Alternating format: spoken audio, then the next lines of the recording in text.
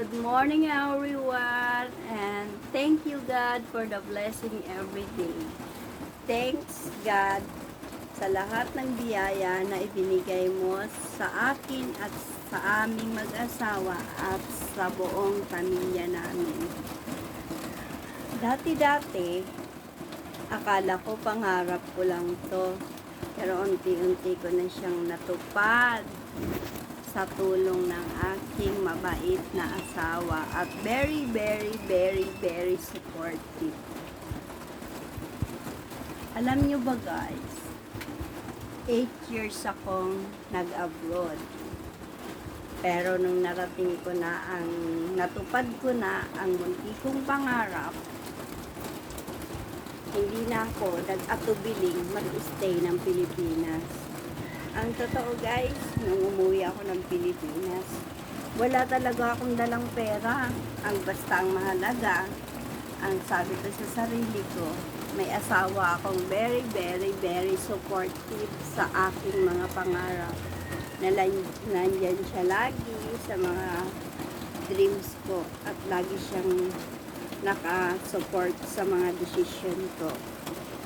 Alam niyo ba guys, nagsimula lang ako sa maliit na sabit-sabit, maliit na ano.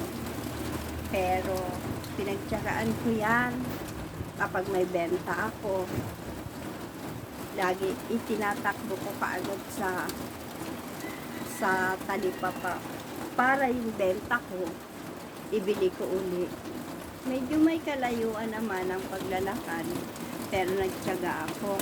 Kasi gusto ko, nakikita ko yung pinaghirapan ko tuwing hapon. Sa totoo lang guys, pag may ganito ka, hindi mo na nararamdaman yung araw na lumilipas. Pero pag nakikita mo na yung munti mong benta, masaya ka na. Kayong mga OFW na katulad ko, kapag may pwesto kayong maganda, pwede nang pagsimulan yan. Sa umaga, nagtitinda rin ako ng lugaw, at gumagawa rin ako ng mga cheesecake, puto, kutsinta. Basta, samahan mo lang ng pagmamahal at tiwala sa sarili mo na kaya mong maabot lahat ng pangarap mo.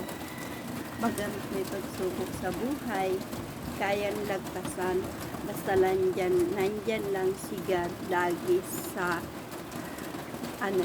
nasa gitna ng inyong relasyon ng inyong asawa at ng inyong pamilya.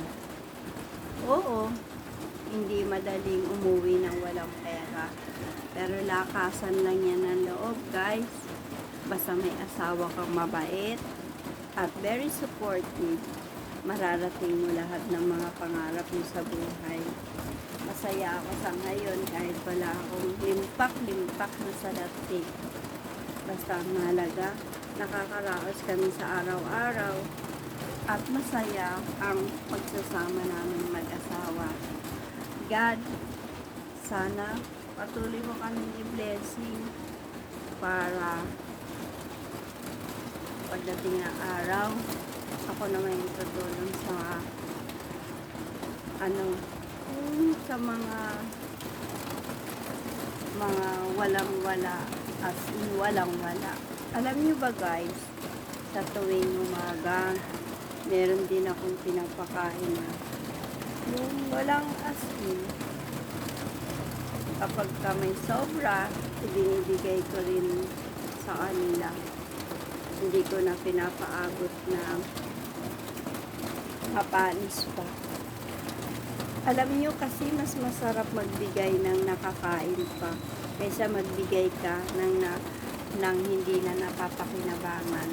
Yun lang guys, update lang sa tindahan ko. Cute na cute. Sino nga palang gumawa ng tindahan ko? Siyempre ang mister ko na napakabait at napakasipag. Thank you God. Patuloy niyo kaming pagpalain sa araw-araw at bigyan ng malusog na kalusugan at ang buong pamilya ko, ang buong pamilya ng asawa ko, bigyan mo ng maraming blessing.